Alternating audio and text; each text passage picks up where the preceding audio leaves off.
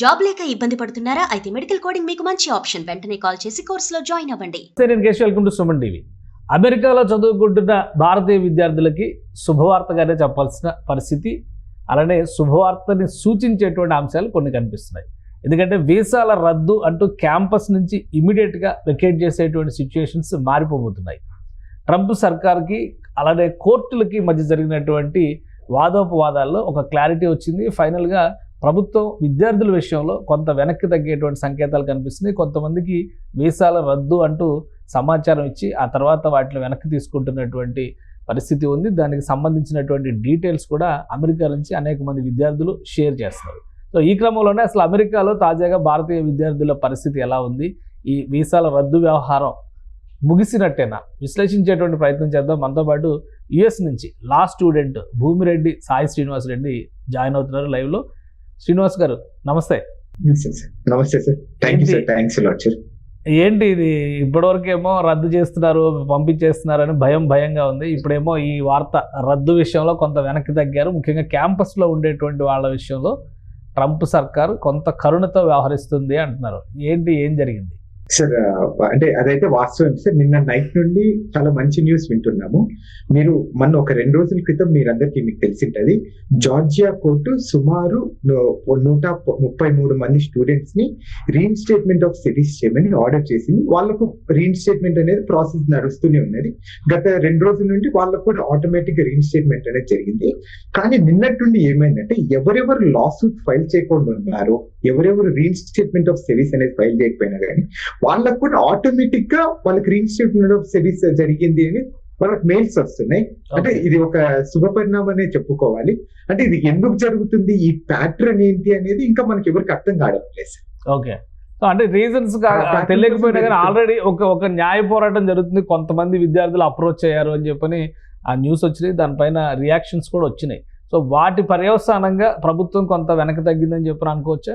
అంటే maybe one of the reason అది కూడా సార్. అంటే ఇక్కడ మీకు కూడా ఒక ఇంట్రెస్టింగ్ సబ్జెక్ట్ అనేది మీకు ఎక్స్ప్లెయిన్ చేయాలనుకుంటున్నాను. మీరు చూసుకుంటారు, ఇక్కడ 50 స్టేట్స్ ఉన్నాయి సార్ యుఎస్ లో.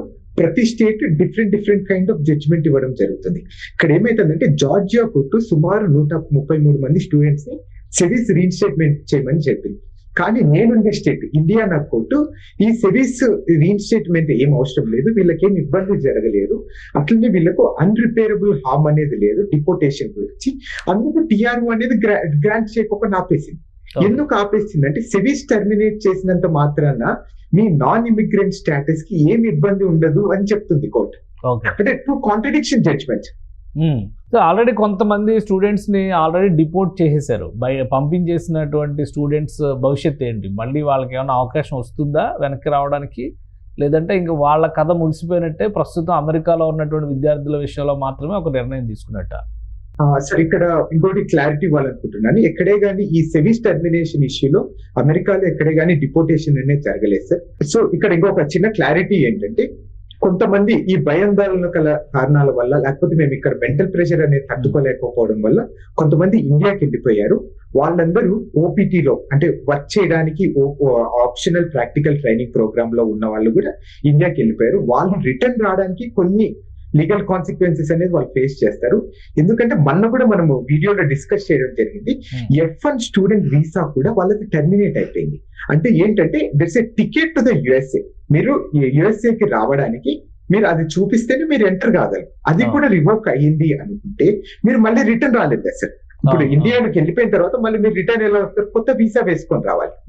అది వేసుకోలేదు. ఇప్పుడు ఏమైతుందంటే, ఇప్పుడు మీకు జనరల్ గా అందరికీ తెలిసిండేది, ఇప్పుడు అమెరికా దేనికి F1 స్టూడెంట్ వీసా, మీరు 2 సంవత్సరాలు మీరు చదువుకొని మళ్ళీ రిటర్న్ రండి, మీరు అక్కడ సెటిల్ కావాకండి అనే రీజన్ మీదనే మనకు వీసాస్ ఇస్తారు ఎవరైనా కానీ. ఇప్పుడు ఒకసారి చదువు అయిపోయిన తర్వాత మళ్ళీ మేము అక్కడికి పోయి పని చేయాలనుకుంటే వాళ్ళు ఎందుకు ఇస్తారు? ఇవాళ ఇవ్వరు. సో ఇప్పుడు అయిపోయిన వాళ్ళ గురించి అయితే అవకాశం లేదు. ప్రజెంట్ క్యాంపస్ లో ఉన్న వాళ్ళు ఎవరికైతే ఈ భయం ఉందో వాళ్ళందరికీ మాత్రం ఉపశమనం అనుకోవచ్చా? కొంచెం ఉపశమనం అనేది కనుక్కోవచ్చు సార్. అంటే ఇక్కడ కూడా ఒక ప్యాటర్న్ అనేది ఇంకా అర్థం కావడం లేదు సార్. సుమారు నేను నిన్నట్టుండి ఈ రోజు వరకు సుమారు 80 మంది స్టూడెంట్స్ కి వాళ్ళు లాసూట్ ఫైల్ చేయకపోయినా కానీ వాళ్ళకి సిరీస్ అనేది రీఇన్స్టేట్మెంట్ జరిగిందని వాళ్ళు నాకు వివిధ రూపంలో వాట్సాప్ లో కానీ అలానే కాల్స్ చేయడం, మాట్లాడడం జరిగింది. కానీ దీనికి ఒక ప్యాటర్న్ అనేది లేదు, అది అర్థం చేసుకోవడం లేదు ఇప్పుడు మనం ఇంకా దానికి కొంచెం టైం పడుతుంది సార్. ఈ రోజు లోపల క్లారిటీ వస్తుంది.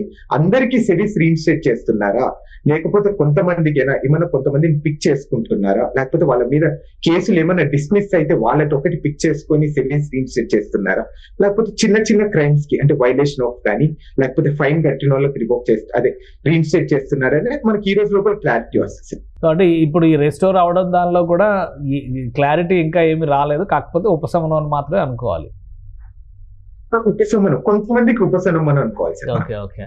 తర్వాత ఇప్పుడు ఓవరాల్ గా ఎలా ఉందండి పరిస్థితి స్టూడెంట్స్ కి సంబంధించి? లాస్ట్ 2-3 వీక్స్ నుంచి అయితే కొంత టఫ్ సిచ్యుయేషన్స్ ఫేస్ చేశారు. సో ఇప్పుడు ఈ కోర్టులు ఇస్తున్నటువంటి జడ్జిమెంట్స్ కానీ కోర్టులు ఇచ్చినటువంటి క్రైటీరియా నేపథ్యంలో ట్రంప్ సర్కార్ కొన్ని విషయాల్లో కొంత మెత్తబడింది అనేటువంటి సంకేతాలు కనిపిస్తున్నాయా?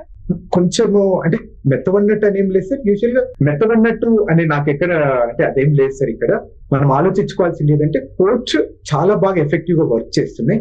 అవి కూడా మనకి కూడా కొంచెం గందరగోళంగా కూడా ఉంటాయి సార్ కోర్టు విషయంలో కానీ.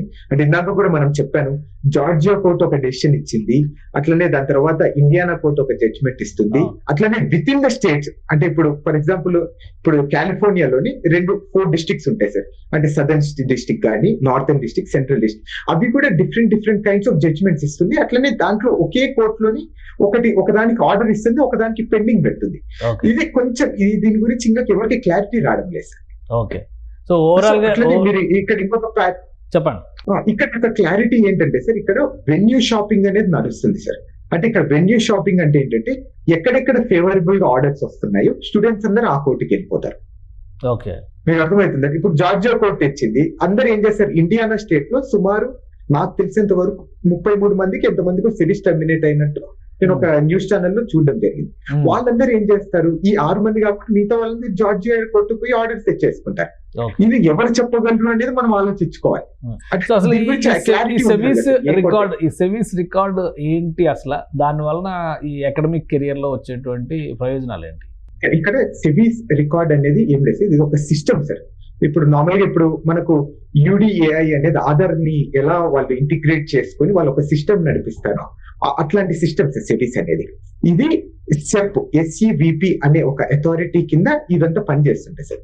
ఈ సెబీస్ అనేది ఏంటంటే అమెరికాకు వచ్చిన తర్వాత నువ్వు చదువుకోవడానికి వచ్చావు కాబట్టి నిన్ను ఒకటి ఓవర్సీ చేయాలి, నిన్ను వాచ్ డాగ్ గా నిన్ను గమనించాలి, నువ్వు ఏం చేస్తున్నావు, నువ్వు ఏమైనా వైలేట్ చేస్తున్నావా, ఈ సెబీస్ F1 student status visa conditions ని నువ్వు ఏమైనా వైలేట్ చేస్తున్నావా అని చూడడానికి ఈ సెబీస్ అనేది ఉంది సార్.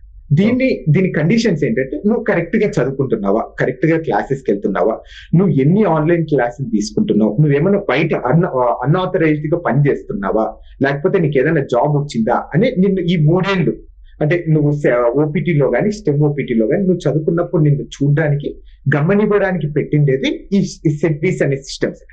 ఇక్కడ నువ్వు ఏది చిన్నది చేసినా కానీ ఓన్లీ సెబీస్ రివోక్ చేయొచ్చు. సో అంటే ఇది ఓన్లీ అకాడమిక్స్ కి కనెక్ట్ అయ్యి ఉంటుందా, లేదంటే పర్సనల్ గా టోటల్ వీళ్ళ బిహేవియర్ అంతా రిఫ్లెక్ట్ అయ్యే విధంగా ఆ ట్రాకింగ్ ఉంటుందా? టోటల్ గా నువ్వు చేసేది స్టూడెంట్ స్టేటస్ లో ఏమేం చేస్తున్నావు అంత ట్రాక్ అయి ఉంటుంది సార్ దీంట్లో. ఓకే, అంటే డ్రైవింగ్ కానీ ఇట్లా ర్యాష్ డ్రైవింగ్ ఇట్లాంటి కంప్లైంట్లు ఉన్నా కానీ లేదా మద్యం సేవించి వాహనాలు నడపడం లాంటి ఇట్లాంటి అవి కూడా అందులో రిఫ్లెక్ట్ అవుతాయా ఈ సర్వీస్ లోనే? కేసెస్ ఇవన్నీ రిఫ్లెక్ట్ అవుతాయి సార్. కానీ ఇక్కడ ఒక సిస్టమ్ అనేది ఉంటుంది సార్. అంటే మనం ఒకసారి చూసింటాం లాడర్ ఎలా వెళ్ళాలి అంటే, ఇప్పుడు ఒకసారి నువ్వు క్రైమ్ అనేది చేసిన తర్వాత ఫస్ట్ ఆఫ్ ఆల్ నిన్ను పోలీసు వాళ్ళు అరెస్ట్ చేసి కోర్టులో సబ్మిట్, ఇలా ఒక లాడర్ అనేది ఫాలో కావాలి సార్. ఇక్కడ ఏమైందంటే డిపార్ట్మెంట్ ఆఫ్ హోమ్లాండ్ సెక్యూరిటీ వాళ్ళు ఇక్కడ ఒక చిన్న లాజిక్ అనేది మిస్ అయ్యారని నేను అనుకుంటున్నా. నేను because of reading a lot of cases నేను అనుకోవడం ఏంటంటే, ఒకసారి మన మీద ఏదైనా క్రిమినల్ కేసు ఫైల్ చేసిన తర్వాత ఫస్ట్ ఏం చేస్తారంటే మన కాలేజ్ DSO అనేది ఒకటి ఉంటారు సార్, డెసిగ్నేటెడ్ స్కూల్ ఆఫీసర్ అనే వాళ్ళు ఏం చేయాలంటే సెబీస్ లో అప్డేట్ చేయాలి. ఏంటంటే సో వ్యక్తి అంటే సాయి శ్రీనివాస్ రెడ్డి అనే వ్యక్తి మీద ఈ క్రిమినల్ ఛార్జెస్ ఉన్నాయి అనేది వాళ్ళు పంపిస్తే వాళ్ళు సెబీస్ వాళ్ళు ఒక డెసిషన్ తీసుకుంటారు, అవును ఇతను వైలేట్ చేశారు, ఇతన్ని టర్మినేట్ చేయండి అనే ఒక డెసిషన్ తీసుకుంటారు. కానీ ఇప్పుడు జరిగిన సెబీస్ టర్మినేషన్స్ లో ఏమైనాయంటే sir, direct department of homeland security వాళ్ళు ఈ DSOs ని పక్కన పెట్టేసి వాళ్ళే ఆర్డర్స్ ఇవ్వడం జరిగింది. ఈ క్రిమినల్ రికార్డ్ ని మ్యాచ్ చేసుకొని F1 స్టూడెంట్స్ వాళ్ళకి ఎవరెవరి మీద క్రిమినల్ రికార్డ్ ఉన్నాయి అంటే ఇర్రెస్పెక్టివ్ ఆఫ్ వాళ్ళకి డిస్మిస్ అయ్యాయా లేకపోతే ఆన్ గోయింగ్ గా ఇవేం ఆలోచించుకో తీసుకోకుండా జస్ట్ ఫింగర్ ప్రింట్స్ ఇచ్చారా లేదా అనే దాని మీద బేస్ చేసుకుని వాళ్ళు కంప్లీట్ గా సెవిస్ టర్మినేట్ చేసేసారు సార్. సో సెవిస్ టెర్మినేట్ అయితే నెక్స్ట్ ప్రాసెస్ లో వీసా కూడా టెర్మినేషన్ జరుగుతుంది, తర్వాత డిపోర్టేషన్, అంతేనా? సో ఇప్పుడు రిస్టోర్ అయిన వాళ్ళకి ఈ ముప్పు నుంచి బయటపడినట్టుగానే మనం చూడొచ్చు. వాళ్ళు ప్రజెంట్ అయితే వాళ్ళకి ఇచ్చిన టెన్యూర్ లోపు, వాళ్ళకి ఇచ్చిన టైం లోపు వాళ్ళ ఎకడమిక్స్ మీద కాన్సన్ట్రేట్ చేయాల్సి ఉంటుంది. కాన్సన్ట్రేట్ చేయాలి. ఇక్కడ ఒక చిన్న లాజిక్ సార్, ఇంకా ఏమైందంటే వీళ్ళకి వీసా కూడా టర్మినేట్ అయిపోయింది కాబట్టి అంటిల్ అన్లెస్ వీళ్ళకు వేరే వీసా వచ్చేంత వరకు వీళ్ళు ఇండియాకి వెళ్ళిపోతే మళ్ళీ రిటర్న్ రాలేదు సార్. Okay okay. సో ఇప్పుడు అంటే సెవిస్ టెర్మినేట్ అయిన వాళ్ళని ఎవరిని కూడా ఇంతవరకు డిపోర్ట్ చేయలేదు కదా, ఇంకా చేయలేదు సార్. సో ఇప్పుడు వాళ్ళందరికీ కొంత ఉపశమనం వచ్చినట్టుగానే మనం చూడొచ్చు. ఉపశమనం వచ్చినట్టు, కానీ ఇక్కడ కొంచెం మన వాళ్ళు చాలా కేర్ఫుల్ గా ఉండాలని కోరుకుంటున్నా సార్.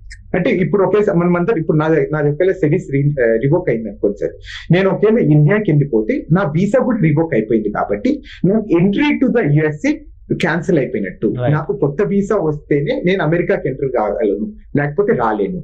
ఈ క్లారిటీ కొంతమంది మిస్ అయిపోతున్నారు సార్ మన స్టూడెంట్స్. రైట్. అంటే ప్రెసెంట్ అక్కడ ఉన్న వాళ్ళకి ప్రాబ్లం ఉండకపోవచ్చు, బట్ వీసా క్యాన్సిల్ అయి వచ్చేసిన వాళ్ళకి మాత్రం ఇంకా కొంత టైం ఉంటుంది, టెన్షన్ పడాల్సిన పరిస్థితి ఉంటుంది. ఒకవేళ వీసా వస్తే మళ్ళీ ఎంట్రీ ఉండే ఛాన్సెస్ ఉంటాయి, అంతే కదా? అవును సార్. అంటే ఇక్కడ ఇంకొకటి కూడా సార్, వాళ్ళు F1 వీసా మీద మళ్ళీ రాలేరని నేను అనుకుంటున్నాను. ఎందుకంటే ఒకసారి చదువు అయిపోయిన తర్వాత మళ్ళీ రెండోసారి నీకు ఏం పని ఉందని సార్ మామూలుగా క్వశ్చన్ అడుగుతారు కదా. అంటే మీరు చదువు మీరు ఇచ్చే సలహా ఏంటి? ఇప్పుడు ఒక విధంగా గవర్నమెంట్ నుంచి కూడా కొంత సానుకూలత వచ్చినట్టుగా మనం చూడాలి. ఇప్పుడు అక్కడ ఉన్న వాళ్ళందరూ ఎలాంటి జాగ్రత్తలు తీసుకోవాలి, ఈ రెస్టరేషన్ జరిగిన తర్వాత కోర్స్ కంప్లీట్ అయ్యే వరకు ఎలాగా మెలిగితే మంచిదని మీ అభిప్రాయం? సార్ ఇప్పటికన్నా మనకు ఒక లెసన్ లాగా మనం అందరిని ట్రీట్ చేయాలి సార్. అప్పో మనం అంటే ఒకసారి సఫర్ అయిపోయాం, ఇప్పుడు మనం అమెరికా కోసం దేనికోసం వచ్చాం? అమెరికన్ డ్రీమ్ కోసం వచ్చాం. అంటే ఇట్లా చిన్న చిన్న ఇల్లీగల్ పార్ట్ టైమ్స్ కానీ చిన్న చిన్న క్రిమినల్ యాక్ట్స్. అసలు ఫస్ట్ ఆఫ్ ఆల్ మనం అమెరికాకు వచ్చినది డ్రింకింగ్ అండర్ ఇన్ఫ్లుయెన్సా లేకపోతే మందాగి బండి తోలాలని ఒకసారి మనం ఆలోచించుకోవాలి. ఇది ఒక పనిష్మెంట్ లాగా, లేకపోతే ఇది ఒక దేవుడు మనల్ని టెస్ట్ చేస్తున్నాడు అనేది ఒకసారి మనం అనుకొని మనం ఇప్పటికైనా కానీ జాగ్రత్తగా మన స్టూడెంట్స్ మన కెరీర్ మీద ఫోకస్ చేసి మనం ఎలా జాబ్ తెచ్చుకోవాలనేది ఆలోచించాలి తప్ప ఇలా పార్ట్ టైమ్స్ చేయడము లేకపోతే ఇంకా అదర్ ఇల్లీగల్ యాక్టివిటీస్ చేయడానికి చాలా దూరంగా ఉండండి. ఒక చిన్న తప్పు మన జీవితాల్ని ఎలా నాశనం చేస్తుంది, మన జీవితాల్ని ఎలా, కుటుంబాల్ని ఎలా రోడ్డుకి ఈడుస్తుందని ఒక చిన్న ఎగ్జాంపుల్, ఇది ఒక చిన్న టెస్ట్ లాగా మనం అనుకొని ఇప్పుడు నుండైనా కానీ మనం చాలా అణిగిమణిగి మనం ఎడ్యుకేషన్ మీద లేకపోతే మనం జాబ్ ఎలా తెచ్చుకోవాలి, మన స్కిల్స్ ని ఎలా డెవలప్ చేసుకోవాలి అనే దాని మీద ఫోకస్ చేయాలని మనస్ఫూర్తిగా స్టూడెంట్స్ కోరుకుంటున్నాను. Right. Thank you Sai Srinivas గారు, మీ అభిప్రాయాలు తెలియజేస్తుంది. ఇది స్టూడెంట్స్కి సంబంధించి ఒక టెన్షన్ రిలీఫ్ వార్తగా మనం చూడాల్సి ఉంటుంది. సెవిస్ స్కోర్ని రెస్టోర్ చేస్తూ చాలా చోట్ల యూనివర్సిటీస్ డెసిషన్స్ తీసుకునేది, దీనికి కారణాలు ఏంటనేది ప్రస్తుతానికి ఇంకా క్లారిటీ రాకపోయినా కానీ చాలామందికి ఇది ఉపశమనం ఇచ్చేటువంటి వార్తగా చెప్తున్నారు. ఇక ఆల్రెడీ డిపోర్ట్ అయిన వాళ్ళకి మళ్ళీ ఎంట్రీకి సంబంధించినటువంటి అంశాలపైన ప్రభుత్వ పాలసీల ఆధారంగానే క్లారిటీ ఉంటుంది. కానీ ఈ ఉపశమనం వచ్చినటువంటి విద్యార్థులు మాత్రం వీలైనంత వరకు అమెరికాలో ఉన్నంత వరకు జాగ్రత్తలు పాటించాలి. అక్కడ ఉన్నటువంటి పాలసీస్ని గౌరవిస్తూ కోర్సు కంప్లీట్ చేసి కెరీర్ మీద ఫోకస్ పెడితే మరింత ప్రయోజనం కలుగుతుందని చెప్పిన సాయి శ్రీనివాస్ విశ్లేషణ. ఇది స్పెషల్ డిస్కషన్. Keep watching.